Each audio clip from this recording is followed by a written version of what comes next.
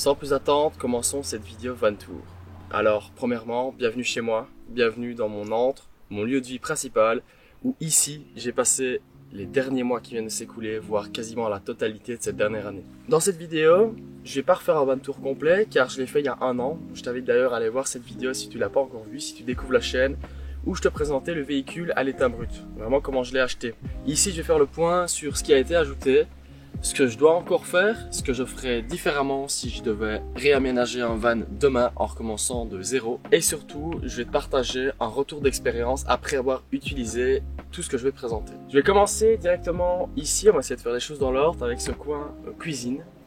Au niveau de la cuisine, j'avais choisi cette double tac Too Cook 3 Pro qui est faite en partenariat entre Cadac et Dometic, qui sont deux marques assez connues, qui sont vraiment référencées dans le milieu du bivouac et des véhicules aménagés. Avantages et inconvénients de ce coin cuisine, premièrement c'est que je cuisine à l'intérieur et donc je suis protégé du vent, ce qui me permet d'économiser pas mal de gaz, donc c'est un sacré avantage. Autre chose, cette tac, elle est vachement performante, franchement j'en suis vraiment satisfait et je pourrais vraiment la recommander. Alors avec cette gazinière, j'avais reçu deux tacs amovibles, une qui faisait grill, une autre qui me permettait d'utiliser comme poêle. Honnêtement, elles prennent de la place, je m'en suis jamais servi, je les ai stockées ici en dessous et je songe tout doucement à les éliminer parce que ça prend de la place. Autre inconvénient de cet espace cuisine, tu le vois, je suis assis et donc quand je cuisine, c'est essentiellement assis. Ce qui est pas très bon pour le dos d'ailleurs. Après je marche pas mal en journée donc ça compense. C'est tout pour ce côté cuisine, donc ça franchement relativement satisfait. Honnêtement c'est pas très salissant, ce coin là j'arrive à le garder quand même assez propre aussi donc c'est nickel. En ce qui concerne les rangements juste en dessous, donc là j'ai mon rangement principal où vraiment je vais stocker toutes mes marmites, poêles, bols, assiettes, tasses, etc. Ça, il n'y a rien de spécial à dire là-dessus. Alors maintenant, je vais prendre la table que j'ai déjà préparée ici à l'arrière, qui de base d'ailleurs se range dans un des tiroirs à l'arrière qui fait office de garage. Je te montrerai juste après. Et alors simplement, cette table convertible, je te l'avais déjà montré également, elle vient se mettre comme ceci. Alors ça c'est super, franchement c'est incroyable, la table elle est géniale, j'ai ce petit tapis ici à côté que j'ai d'ailleurs acheté à Séville, j'utilise souvent comme tapis souris, je me pose ici, je me prends un petit coussin à l'arrière que je glisse bien dans mon dos et là je suis parti pour faire ma bonne session. C'est ici que je t'ai tourné des vidéos, la vidéo de présentation de l'électricité de A à Z, le guide que j'ai fait, je te l'ai fait ici quand j'étais en voyage, c'est vachement agréable comme espace de travail. Donc ça c'est un gros plus du van.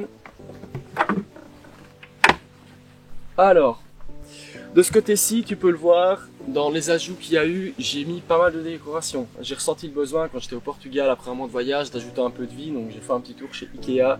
Et progressivement, quand j'étais en voyage, j'ai rajouté tout ce qui a de décoration. Là, je suis venu calquer les bracelets de festival que j'ai fait avec le van. Ici, j'ai mis des petits sacs comme ceci que j'ai trouvé aussi sur la route dans lesquels je vais glisser des oignons, échalotes, l'ail, quelques petits fruits et légumes, c'est pas mal. Puis alors des gadgets, tout ce que j'ai acheté en voyage, comme ce petit souvenir de la Corse que j'apprécie beaucoup.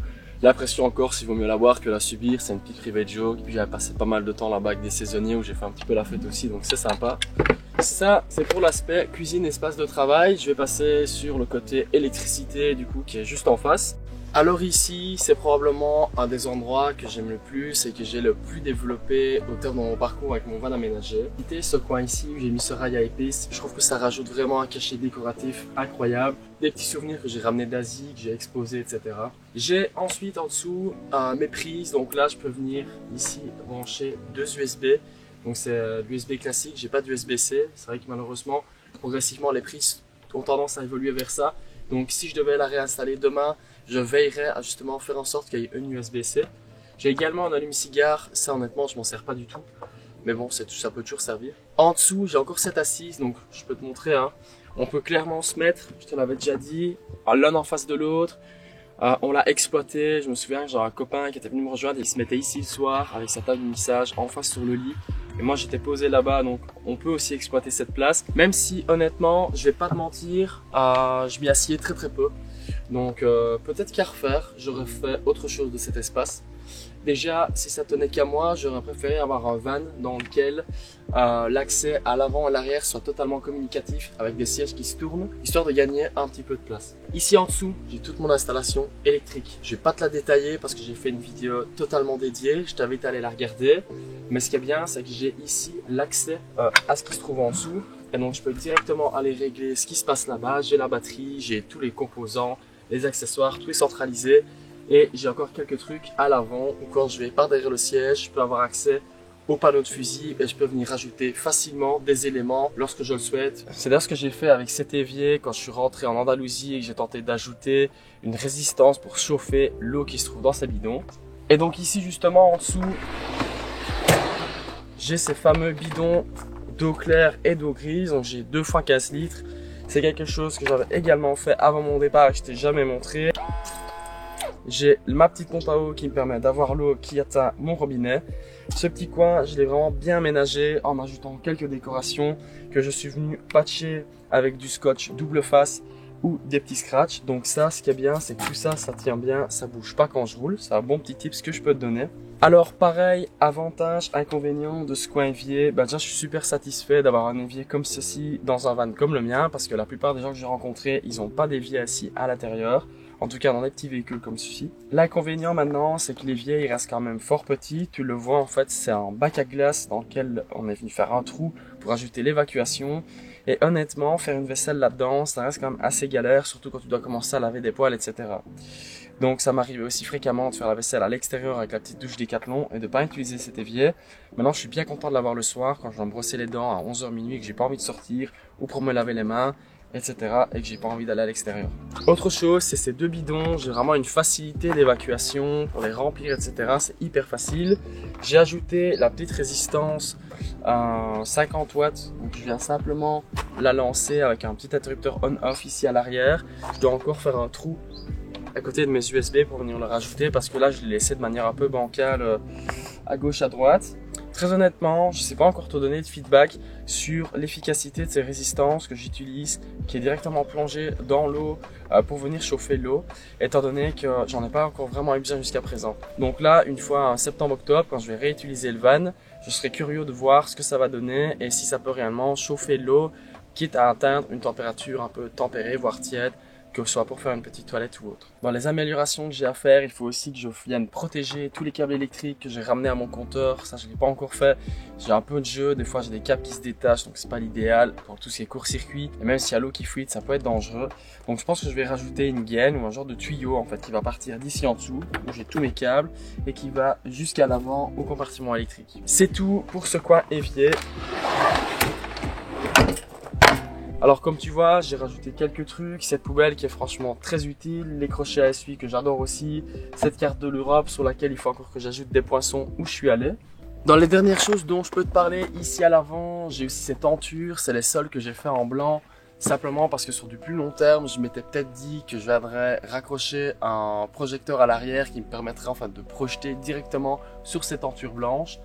J'ai également des loupiottes ici qui font tout le tour du van. Le soir, c'est hyper cosy quand je me pose, que je puis les allumer, etc.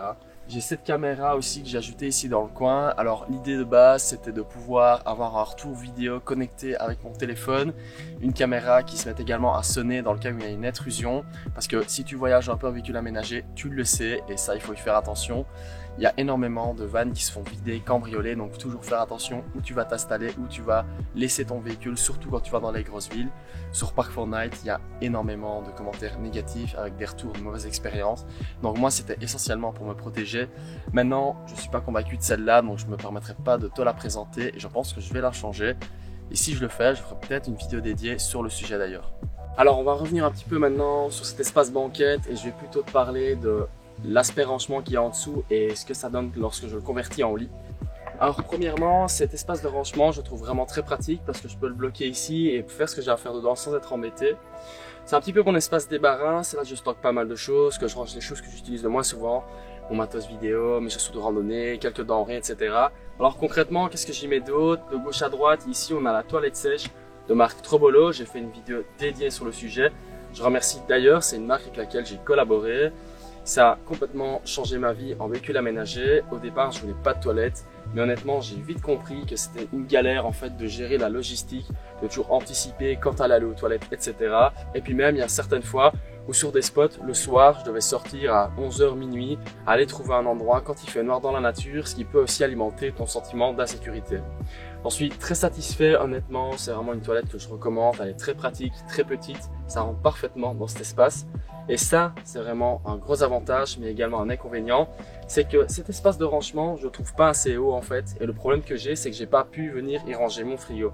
J'aurais aimé avoir le frigo ici, sur tiroir, pour y avoir accès dès l'intérieur, quand je cuisine, et même le soir. Ici, en fait, le frigo, il est à l'arrière, je vais te le montrer juste après. Et je suis obligé de sortir, de faire le tour pour aller chercher ce que j'ai envie dans ce frigo. J'ai mon convertisseur 12 volts vers 220-230 qui me permet de charger mon ordinateur, quelques jeux de société. Bref, c'est vraiment un espace que moi j'apprécie. Il est très optimisé, très utile et donc voilà, c'est vraiment dans un van, il faut toujours optimiser et utiliser tout l'espace qu'on peut avoir. Alors maintenant, quand je veux transformer le divan en lit pour pouvoir y dormir, c'est très simple. Je viens tirer les 2 litchettes que j'ai juste ici et je fais comme ceci. Voilà, là le lit est fait. J'ai plus qu'à tirer sur ma couverture. Et ici, maintenant, je peux passer des bonnes nuits de sommeil. Alors, l'avantage, c'est qu'il est hyper pratique. Je le convertis hyper rapidement, comme tu viens de voir. L'inconvénient, c'est donc ce lit qui est en 3 parties et qui est modulable avec des divans. Ça vient à chaque fois bouger lorsque je dors, etc. C'est très embêtant. Alors, j'ai des petites techniques que j'ai développées pour pouvoir arriver à les coincer entre les rainures des bois. Mais dans les améliorations que je vais faire ici avant de repartir, c'est bien simple. Je pense que je vais utiliser des scratchs double face. Je vais peut-être essayer de venir coudre aussi ces scratchs directement sur les coussins pour qu'ils soient bien fixes et qu'ils ne bougent pas. C'est tout pour la partie du lit. Et donc maintenant, juste une dernière chose avant qu'on passe à l'arrière. C'est mes bacs de rangement ici. Donc ça, c'est vraiment génial. Je peux stocker énormément de vêtements. Je pensais pas du tout que c'était possible d'en mettre autant dans un seul et même véhicule. J'ai aussi ces petits rangements ici au-dessus. Je vous ai déjà présenté à l'avant et à l'arrière. À l'avant, je mets essentiellement mes livres, tous mes câbles pour mes chargeurs, etc. Comme ça, ils sont tout près de la station de chargement. Et à l'arrière ici, j'ai plutôt à les mettre des choses que j'utilise plus rarement et que j'ai facile d'accès, c'est-à-dire un short de foot, un short maillot. Voilà, je range aussi mes kawaii, mes vêtements de pluie, etc. Des choses que j'ai besoin un peu moins souvent. Alors, inconvénient de ce système, c'est qu'à l'arrière ici, celle-ci, en fait, elle tient pas. Et donc ce qui est embêtant, c'est qu'à chaque fois que je vais dedans, je dois la tenir avec une main, chipoter avec l'autre, ce qui est pas hyper pratique quand tu dois vraiment aller en dessous de tes vêtements. Donc dans les améliorations, il faut que je trouve aussi un système pour faire tenir cette planche à rabat. On va passer à l'arrière pour que je puisse te montrer la suite.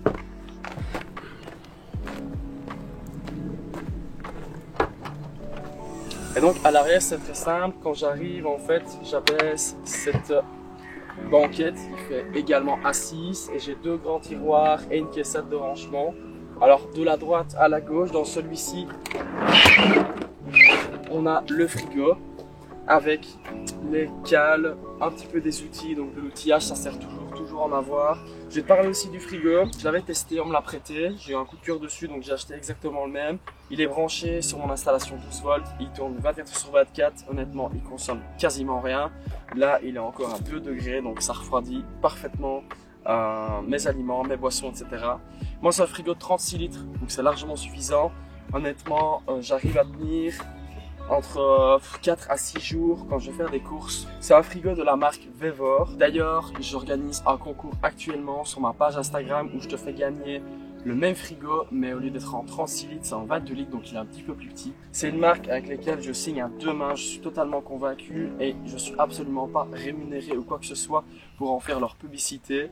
Ils m'ont proposé d'envoyer un de leurs produits gratuitement, produit que j'avais déjà testé et donc que je vous fais gagner. Donc si ça t'intéresse, ça se passe sur ma page Instagram, tu as jusqu'au 15 août pour y participer.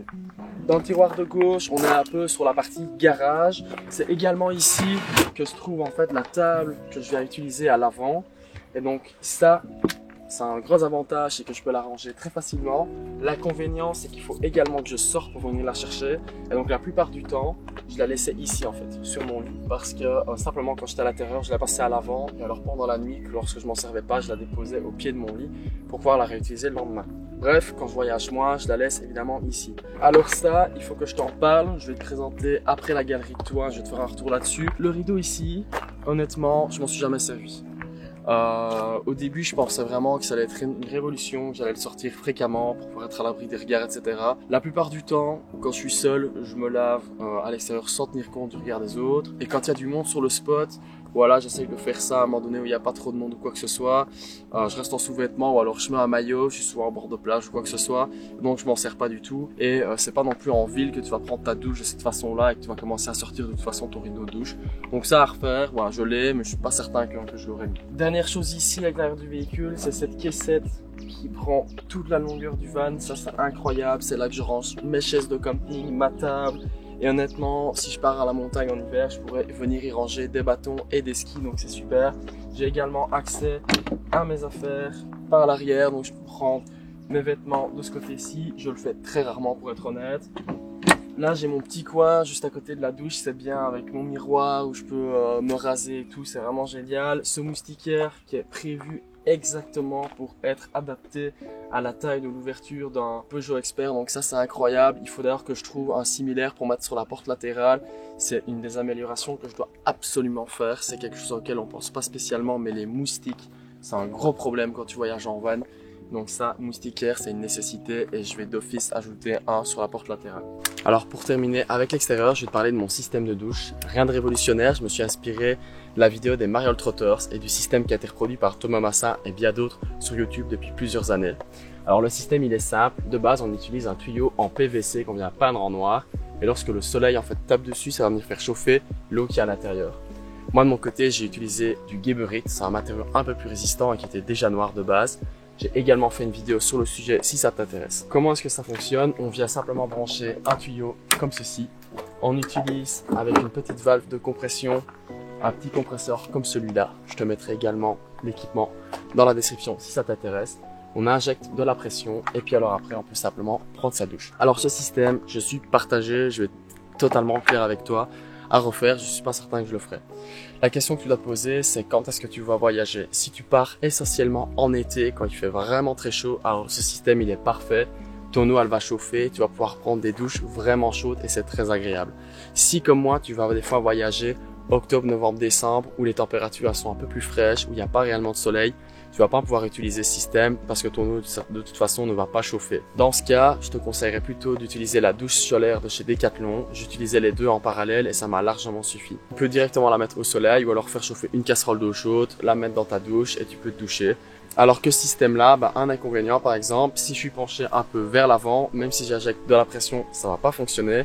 L'idéal c'est toujours d'être légèrement en pente vers l'arrière et là c'est parfait. Alors en ce qui concerne les caractéristiques du véhicule, je vais pas rentrer dans les trucs techniques en fait, un peu tout ça. J'en avais déjà parlé dans la vidéo précédente, celle que j'ai fait l'année passée, où je t'ai vraiment présenté le véhicule, etc. Donc tu pourras aller la revoir, ici c'est pas le sujet. Tout ce que je peux te dire c'est que j'ai fait un peu moins de 20 000 km en étant en road trip et vraiment l'essentiel c'est d'avoir un véhicule dans lequel tu te sens bien et un véhicule en fonction de où tu vas aller, où tu pourras trouver des pièces de rechange, etc. facilement. Peugeot, c'est une marque qui commence à être très connue au niveau européen. Ils ont d'ailleurs un partenariat avec Citroën, Renault et certains parlent aussi qu'ils ont des pièces en commun avec Fiat. Donc franchement, lorsque tu as un problème avec ce véhicule, tu pourras trouver facilement des pièces de remplacement sur le marché alternatif pour ce type de véhicule. Si t'as pas de garage à proprement parler Peugeot dans la région où tu te trouves. J'ai eu énormément de chance, j'ai eu aucun souci technique, j'ai seulement dû faire une fois un entretien à l'étranger, échangeage de pneus et c'est tout et j'espère vraiment que ça va continuer comme ça. Alors au niveau de mes panneaux solaires, j'en ai deux, j'en ai un de 300 watts à l'avant et de 190 à l'arrière. Celui-ci j'avais hérité de l'ancien propriétaire donc c'est pour ça que je l'ai installé. À l'heure actuelle, tu en trouveras des beaucoup plus performants, tu pourras trouver des 300, des 400, etc. Tu n'auras pas spécialement besoin d'en mettre deux. Celui-ci, il est fixe et celui à l'avant, j'avais fait un système justement pour pouvoir l'incliner en fonction de l'orientation du soleil. En toute franchise, honnêtement, j'en ai pas eu besoin. Sur tout mon voyage, il n'y a pas une seule fois où j'ai incliné ce panneau solaire pour gagner en productivité. Avec 490 watts de panneau solaire, plus l'alternateur qui recharge lorsque je roule avec le véhicule, c'était largement suffisant que pour rester 3 jours sur un spot. S'il y avait de la pluie, s'il faisait gris et que je produisais pas en utilisant mon ordinateur 8 heures par jour. J'ai d'ailleurs eu une seule fois un problème où je suis tombé en panne parce que je suis rentré en décharge profonde avec ma batterie et j'ai Nicolas de chez My Shop Solaire qui m'a dépanné à distance. Donc ça, pareil, j'ai traité avec eux pour toute l'installation électrique. Si tu connais rien en électricité et que tu démarres de zéro et que tu veux tout faire en autodidacte, contacte-les, ils vont vraiment pouvoir t'assister de A à Z et te faire un devis détaillé de tout ce dont tu as besoin. Et si jamais tu bosses pas avec eux, comme je l'ai toujours dit, dans le pire des cas, tu auras entre tes mains toutes les clés pour pouvoir démarrer de ton propre chef. Autre chose que j'ai failli oublier, c'est ce côté droit en fait. C'est une des dernières choses que j'ai faites dans le van. Parce que l'avantage en fait de mon véhicule, c'est qu'il est vitré à un 360, je t'en avais parlé, c'est génial parce que ça me permet d'avoir une vue panoramique sur tout ce qui se passe autour.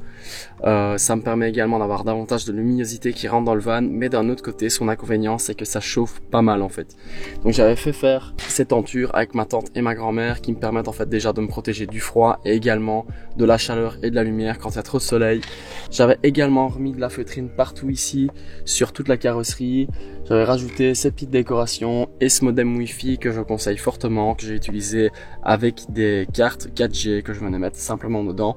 Il y a plein de modèles différents, je ferai peut-être une vidéo dédiée également sur le sujet plus tard. Autre chose, tant que j'y suis, avant que j'oublie, c'est cette bandelette que je trouve incroyable en fait, qui illumine tout mon van de part et d'autre. Ça me permet d'avoir de la luminosité quand je cuisine ou quand je cherche après mes vêtements dans mes bacs de rangement. Et donc pour conclure, je vais essayer d'un peu dresser les avantages et les inconvénients de ce véhicule. Je vais te parler un peu de pour quel public il est destiné et pour quel type de voyage. Alors au niveau de ses avantages, ce qui est vraiment génial, c'est qu'il est passe-partout, il est petit, il est pratique esthétiquement, il est super joli, l'intérieur est hyper cosy. La majorité des gens que je rencontrais me disaient fréquemment qu'il était vraiment incroyable. Je trouve qu'en termes de conduite, il est vraiment super agréable. Franchement, Peugeot, c'est une marque qui est très fiable, c'est mon deuxième véhicule et moi je peux que le recommander. Il est vraiment très optimisé, c'est-à-dire que tout l'espace à l'intérieur est utilisé. Au final, j'ai quand même pas mal de choses. Eau, électricité, j'ai un lit qui est convertible, pas mal d'espace de rangement et pour tout ça, il est hyper complet. Pour moi, ce van, il est vraiment parfait pour les gens qui sont destinés à partir sur du court ou du moyen terme.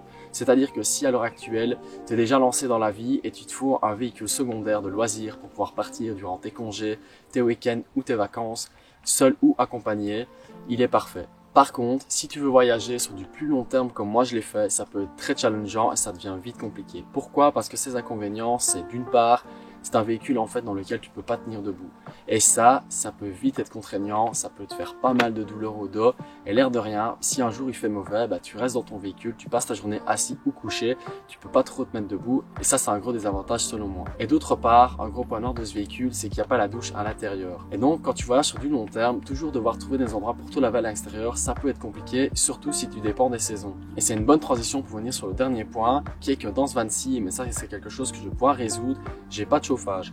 Et quand tu n'as pas de chauffage et que tu voyages au mois de novembre ou au mois de décembre, je peux te dire que dans certains pays, même en Espagne ou au Portugal, il y a certaines nuits qui peuvent être fraîches et ça peut devenir assez compliqué. Tu l'auras compris, j'adore mon van, mais à l'avenir, j'ai d'autres idées qui me trottent en tête et je suis pas à l'abri de partir sur d'autres projets. Malgré ça, je vais continuer à voyager un peu avec celui-ci et dans les mois à venir, il y a quelques améliorations qui vont être prévues. J'en profite également avant de conclure cette vidéo pour déjà vous remercier parce que au travers de cette première année de voyage avec ce van, on est bientôt presque 2000 sur la chaîne et ça me fait énormément plaisir de voir que vous soutenez autant les vidéos. J'en profite d'ailleurs pour vous demander de mettre en commentaire des questions ou des idées de thématiques de vidéos que je pourrais aborder par la suite. Je vous rappelle que justement, pour vous remercier, je suis en train de faire actuellement un concours qui se passe sur ma page Instagram. Je te mets le lien juste ici.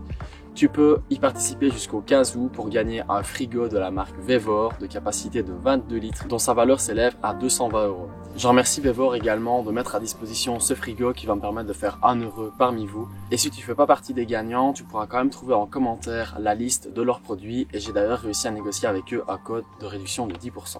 Et voilà, c'est la fin de cette vidéo de van tour et de compte rendu après un an d'utilisation. Si tu projettes de voyager, j'espère que cette vidéo pourra t'aider. Et si tu es simplement passionné de voyage, j'espère qu'elle t'aura diverti et qu'elle t'aura fait kiffer. Je te remercie de l'avoir regardé et je te dis à la prochaine pour une autre vidéo dans mon van aménagé. Allez, ciao!